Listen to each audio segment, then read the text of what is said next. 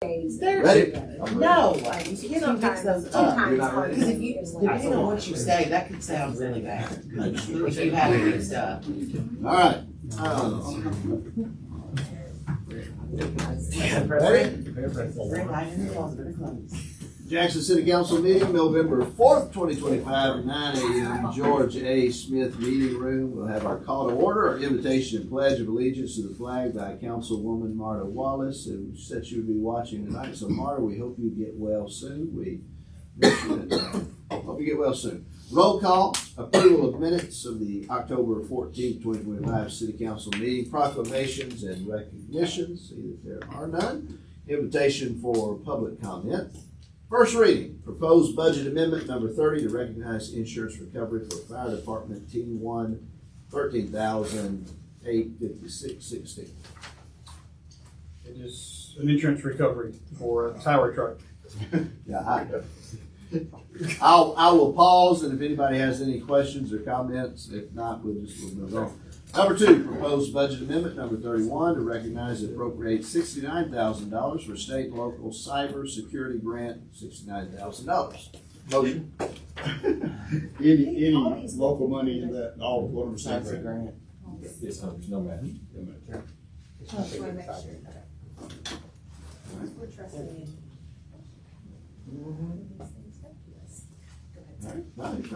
Proposed budget amendment number 36 to reallocate funding for vehicle leasing program, $285,390. So, yeah, so this is a little backwards, right? Just because the way our agenda goes. So the budget amendment is directly tied to item 2, 3, and 4 on new business. And so, obviously, if this isn't approved on first reading, then item 2, 3, and 4 are, maybe we won't discuss those because you gotta have money for that, so, just food for thought. We went over this in the budget the other day, and I stayed behind and had a ton of questions, because I didn't understand how it was gonna impact long-term So on the savings, but you can ask, I'm trying to think of the best way to do it, I know you have questions. Maybe let's do the questions about the actual leasing program on that. This is just how the money would change, and because I don't want to have to, like, especially on Tuesday, have to call up different people, and so we just kind of keep it consistent. When we get to new business, this is just the method of moving the money to be able to do that. if 2 and 3 were approved, right? We'll get down to that. So if you approve moving the money, then the lease, we can talk about the lease. But I just didn't want to have people running back and forth on different items. So right now, it's line item, where is the 285,000? That's what I was going to explain. So essentially what we are doing is 3 movements in a circle. What we're doing is we're taking out, there were roughly, I think, 1, 2, 3, 7, 9, 10, 11, 12 vehicles that were still in the bond. Larry, we're taking your suggestion and not financing. I want to hear what I say. Out of the bond. Oh, you say thank you. I kept saying that group's not that bad. There we go. So, the vehicles are taken out of the bond. Those vehicles will then be leased as part of the amendment that you have in front of you. What that does then is we're moving 2 items that were in this year's capital we will plan to pay for through the bond. So those are the street maintenance side cutter mower and the security systems for the Civic Center. So those items were in the capital, in the budget this year. Those will be paid for through the bond. So then that frees up money in the capital budget that we are moving out through this amendment to all these different newly created line items for leasing under each department for that department. So no new money is being spent. We're just changing the buckets that it's being spent out of in order to free up $285,000 for leasing for all these different vehicles. So the best way to think about it is we're taking 12 vehicles out of the bond and turning it into 65, 67 through leasing. Simple as that. And so, how much money is the 12 vehicles? 361,470. Okay. 300? $361,000 or $361,470. Yeah, I must have asked the wrong question. How much have we got in the budget now? The amount that's in this Yeah. 285, 390, So 97. that was 12 vehicles plus. We're building in some margin just in case. Well, thank you for taking out the bonds. Now can we take it out of the budget? We had like over 200 and something vehicles that were over 10 years old. Yeah, that sheet was very informative, and I'm for doing it, but I want us to do it, not have pay somebody else do it. What do you mean? You will go through that new business with them. Yeah. Yeah, I kinda wanna muddy the two. So any questions on how we're paying for it, moving the money from the various buckets? No. No. Okay. Second reading, proposed budget amendment number 24 to reallocate $21,700 from street maintenance operating supplies, asphalt, to street department resurfacing for South Creek.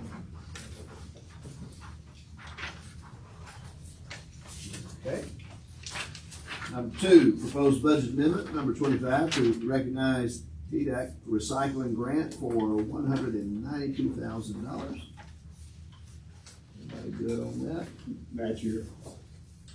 That's the money that was, we already, from last year that we got the money this year, so we're putting it in back. So this is money that this will be new revenue for this year because we spent it in last year's budget and got reimbursed for it. It's a reimbursable grant. So it will not affect our cash cost. It adds 192 to this year's receivables. Proposed budget amendment number 28 to appropriate $125,000 for a legal settlement. And number 4, consideration of an ordinance to amend the text of the official zoning ordinance of the city of Jackson to see Article 8, Administration and Enforcement, Section 3, Amendment C, review by Planning Commission, and D, hearing by governing body. Move to new business, FY 24 audit presentation by Malden and Jenkins. They'll be here on Tuesday to do that, so. We can spend all day on that if y'all want to. No. Not all day. Good. And they are sticking around for audit committee too, just as a FYI. Just gonna ask, when is the audit committee gonna get it? It's been sent to them. If what? I forwarded Nathan's email to y'all to them, so they have it. So we have the digital copy. Mhm. We all got it. Yeah. I have been using this audit for 2 weeks, so yes, I know how to get to it, and I have got a few notes here about it. Number 2, consideration of a master equity lease agreement and addendum with Enterprise Fleet Management. Yeah, there we go. So number 2 creates the partnership to lease vehicles through Enterprise. I'll just say items 3 and 4 are additions that allow them to sell our vehicles that we own on our behalf. So 2 governs the partnership, and 3 and 4 give them the ability to go out and sell those in the marketplace for us. I just wanted to cover what is the difference between 2 versus 3 and 4. Any question, I'll just kind of tee up with that. So how much a year is it gonna cost us? So every time they sell the vehicle, there's a $400 fee. In terms of the partnership, it's built into the lease payments for the vehicles. So for example, for the rest of this fiscal year, it would be $285,390.90. Their fee is built into that. Yes, for how many vehicles? 67? 66. 66. They're gonna sell 66. No, that's how many we're leasing. How many do we have for them to sell? Oh, well, over the next couple of years, they're gonna sell all of our existing vehicles. 200? I got several. Is it like 362 vehicles in all that's gonna be sold? So we currently have 469 vehicles in our fleet. It was recommended for us to downsize our fleet in the coming years. They're gonna, over the next couple of years, sell all of the vehicles we own. And those funds, we keep one the ton same. and under. Or Yes. Under 1 ton or one. One ton. One ton Correct. and under, yeah. And we keep the funds from that sale minus that $400 that we will put into the leasing program to diffuse the I cost. like that it's flat fee and not commission based. Does the city have the option, if they don't like the price of that, to sell it ourselves? Yes. And just food for thought, if we were to take our entire fleet to the county clerk's office, 7% of our fleet could get antique tags. Wow.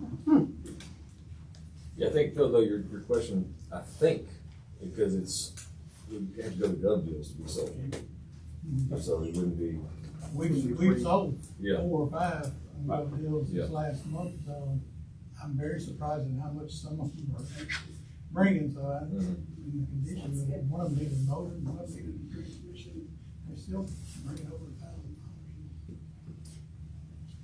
$1,000. Can we sign up to do this and not take the whole program, but just one aspect of it, selling it, the cars? So obviously if you're leasing through somebody, you have to have a partnership with someone. So item, like I said, 2 is for the leasing program relationship. 3 and 4 is what allows them to sell our cars on our behalf. What I would obviously say is they are more knowledgeable about the car business than we are, and when is the appropriate time to sell those cars to maximize their value.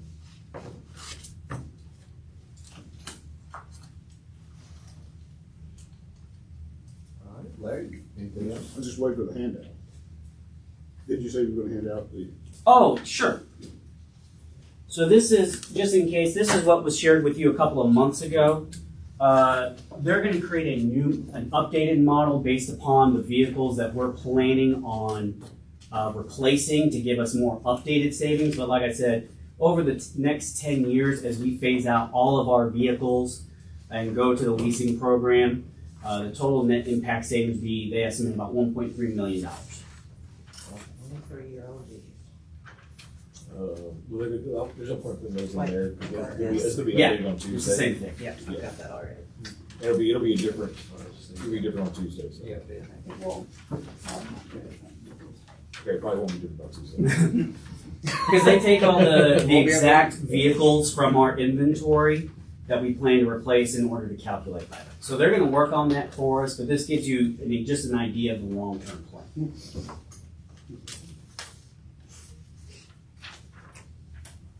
Okay. Ready for number 3? All right. Consideration of an assignment agreement with Enterprise Fleet Management. Like I said, items 3 and 4 is what give them the ability to sell our vehicles on our behalf in order to maximize their value at the appropriate time. They're obviously experts in moving and selling cars. And like I will just reiterate, it is a flat fee per sale. If we didn't have those 2, would it be up to the departments for them to be responsible in trying to sell the vehicles if they wanted? It would, yes. Mhm. Obviously, I don't know how many we've tried to sell per year, but I mean, we're talking about selling hundreds, much beyond the scale of what we've ever done. Oh, no, yeah. I mean, I'm thinking some departments may enjoy doing that, but some may not. Yeah. They would rather have, Enterprise do it, so. And just because you approve that permit doesn't mean we have to do it with every vehicle, just to your point, right? It just gives us the ability to use them. Number 4, consideration of a consignment agreement with Enterprise Fleet Management. Same thing. Same thing. Like, skip it. All right. Number 5, consideration of an updated memorandum of understanding with the cities of financial empowerment to provide grant funding for legacy planning service. Tyler? So, really quick, just as a recap, we currently have a standing MOU with the Cities for Financial Empowerment to implement the Financial Empowerment Center. That's housed at United Way. That's that one-on-one free financial counseling service. So for the last few months, the FEC counselors have been trained to pilot a new offering, which is legacy planning. They've been kind of testing that, their knowledge. And essentially what it does is it bolsters what they can do on the legacy side of things. So they can now walk with clients through thinking about account beneficiaries, like their savings accounts, getting families prepared for those moments when they can't make decisions, who's gonna take responsibility of those assets, things like living wills, things like life insurance. And the things that our counselors can't do, we work with partners like Westminster Legal to pass the families off to do the legal side of that. So, what this MOU update does is it allows us to receive the $50,000 grant funds. It's a non-match fund, and that funding will go directly to the FEC. FEC will have to update all of their media, all of their paperwork, brochures, all that stuff to reflect the new offerings and the training and time and stuff to do the legacy planning updates. So it'll be broken across, I think it's 3 payments. It'll be $25,000, 15, and then the rest of it in the 3rd payment. So that's what that is. Any questions? Yeah, Mr. Can I go back? I had one other quick question, just Nathan. So if we do this, does this put $45 million on our long-term obligation balance sheet? That's a question. That is a question. No, that's a question, and Ron and I talked about this a couple of weeks ago. And it's gonna depend on how the comptroller's office requires us to record this. If it's recorded as a capital lease, I believe it would. If it's recorded differently, like a copier lease, then it would not. And this is a question you may be able to help with too later. But I really don't want to complicate this, I swear. I just from dealing with the capital lease and dealing with, I don't think it is because they're not ever our vehicles. That's kind of what I'm thinking. Okay, so like the capital lease that we have with the fire trucks, It's on our financial statements. it is, and it's in our in our debt service plan, because at the end of the lease, we buy the vehicles for $1. We're never buying these vehicles. I think that's the difference. Okay, so we think it does it, but we don't know for sure. No, and that's one of the things we're exploring a little bit. Yeah. Of course, the thing is, if it does show up as a long-term obligation, then we get to count the asset too. We'll never count the asset. Yeah, but Councilperson Wallace has texted and asked, did I miss, would this be all cars or all departments? Eventually, yes. Eventually, yes. Eventually, yes, Ms. Wallace. These are the cameras red now. Oh, okay. All right, very good. In the amendments that we covered earlier, it says what departments are getting this first round of vehicles if you flip through it. Mostly, the biggest chunk is going to groundskeeping. 4RC's been dealing with most of our 20-year plus trucks. Yeah. I saw those state of the art. We saw those yesterday. State of the art. Yeah. How's everybody? All right, Councilman. All right. Hello, sir. You started early, sorry. All right. Hello, Mr. Donnell. We are in new business number 6. We'll catch you up here. Consideration of a contract with AmeriLife Benefits for benefits consultant services. Okay, so we took a request for qualifications for a benefits consultant. This will be an on-call as-needed contract for a qualified consultant to assist in managing and optimizing the city's employee health and welfare benefits program. In your packets, you'll see the scope of services we asked for, along with information about the selected firm we're going with. We received 4 RFQs. It's a recommendation of the risk department to award this RFQ to AmeriLife Benefits as best bid. These services come in at $1,200 a month. This will be a 1-year contract, and the city will have 4 1-year options to renew. Stacey Stone, risk department director, is also here if there's specific questions about the consultant. So what are we gonna get for this $1,200 a month? Well, it's all laid out there, I think, and maybe but basically, he brings a level of expertise that, we don't have. He can provide us with actuarial tools, cost forecasting, market trends to help us stay competitive, to help us also stay in compliance with different regulations and laws, such as the Affordable Care Act and HIPAA and COBRA and that kind of thing. So if we didn't have this company, what would we do? Well, They're going to have to put real quick on that. we would be, at risk of, our staff in risk management, we handle the day-to-day, the administrative tasks, but there's just a level of expertise that, we don't have, nor do we really have the time to go out there and find that area. We already have this consultant, and we have had since, I think, 2008, So it's just a continuation and still at the same price. Who was it last year? So it's been It's the same person. Any more questions? All right, number 7, consideration of contract with Insight Risk Management LLC for property and casualty consulting. So we took RFQs for property and casualty consultant. This again will also be an on-call as-needed contract for the expertise of an independent consultant to assess and to improve the city's current insurance program and risk management practices.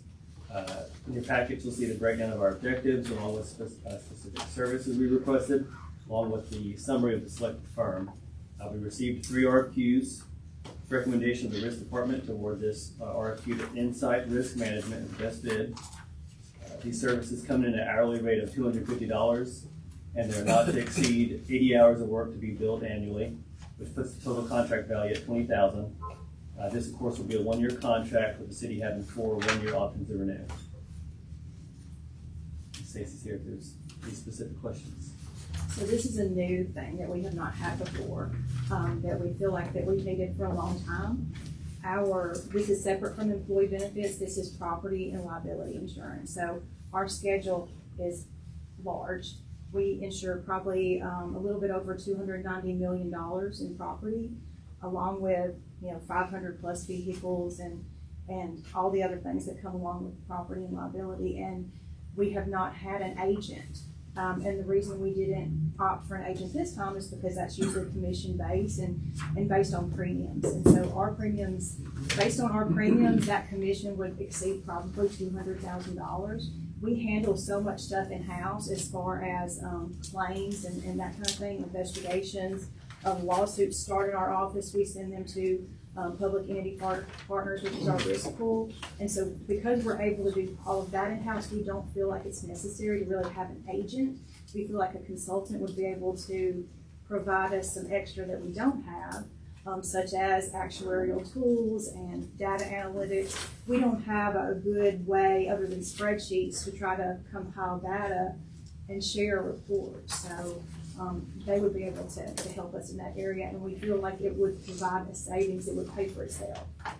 If there's a wreck, like on Highland or the bypass, it takes out a light pole, do we file that with the? We do. We insure the signals, the traffic signals. What about like if it hits a rock wall on Highland and it destroys the wall?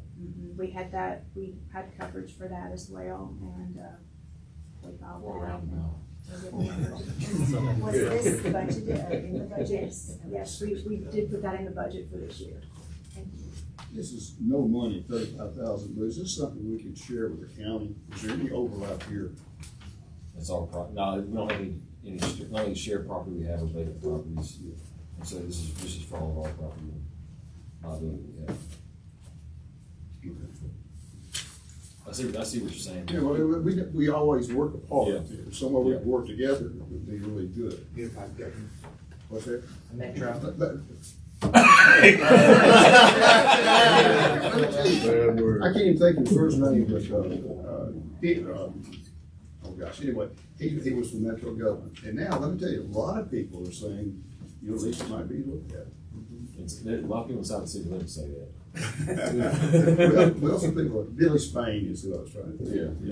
Billy was a good man. All right. Number 8, consideration of resolution to support the TDOT 2025 Transportation Planning Grant for $100,000 with a 0% match required from the city for a reevaluation of the Southern Bypass Extension Project.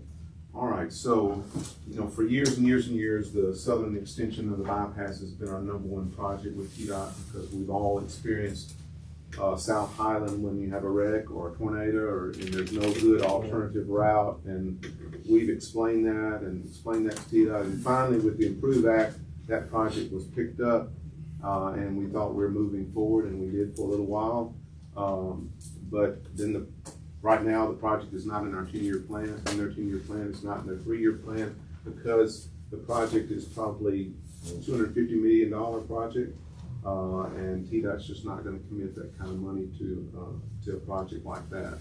That would basically be almost all their budget for everybody. So I asked them when I went to the NPO conference, I asked them to, I know you're not gonna give us $200 million, so can y'all at least look at an alternative, a project that we could do that would give us an alternative route for South Highland? And they said, we will fund a study to see what alternatives we could approach. And so that's what this is, and that's why we got $100,000, and that's why we got no match. So we're looking forward to seeing what alternatives. $100,000 to $250 million. Yeah. I hope they're just not throwing us a bone. I hope they will at least, they're going to get a consultant, and we'll work with the consultant, and hopefully we'll get some type of project that we can go forward with, because I don't think we can just continue to deny the need.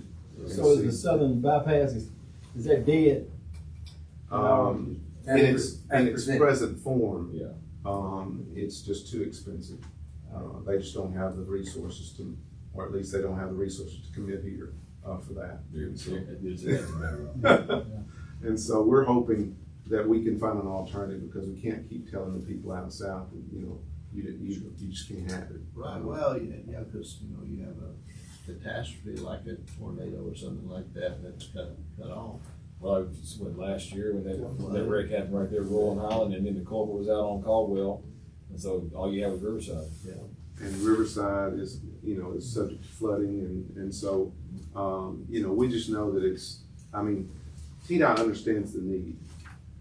It's just, that project is a huge price tag, and they just don't have the resources to do that project here. And so we're hoping they'll at least find a way to do it. It may be that we'll be able to get the right of way for a wider roadway, and maybe just do 2-lane to start out with, which at least would give us a connection. But the downsides are, you got to get a span bridge over the floodplain. So that's a big ticket item. Years ago it was $40 million, so I don't know what it'd be today. But and then on the southern end of it, you got to have an interchange to get people onto it and get them back off of it. So those are two things that are costs that you're going to experience regardless of what you do in between. So, but I don't think we can just keep ignoring that we don't have a need and not going to need it. So we're pushing forward. 9 and 10, budget amendments less than 10,000, and consideration of invoices over 10,000. What is this? Insights company profile. It's not even, I did that. It's the one that we recommended for that, that bid on the insurance, the last. I'm like. That was a smart mouth answer, and I really, when I was saying it, I didn't say it was. Sorry. No, it's okay. I really wasn't. Larry, you look like you have a question. Or is Okay, that could just you your take face? this $285,000 and show me where it is on this sheet? You won't see it on that sheet. No, we said that It'll be updated. they're looking to update it. The issue is we're not doing as many vehicles as they recommend in the first year. So that's, it's pretty color. There you go. It's color, he said. It's not, it's nice. It's nice. It's It's color code. Okay. A man that can do this, and manage this program of cars also. Do what? I said, the guy that can do this, manage. I'll need that copy back. Let me put a few notes on it for you.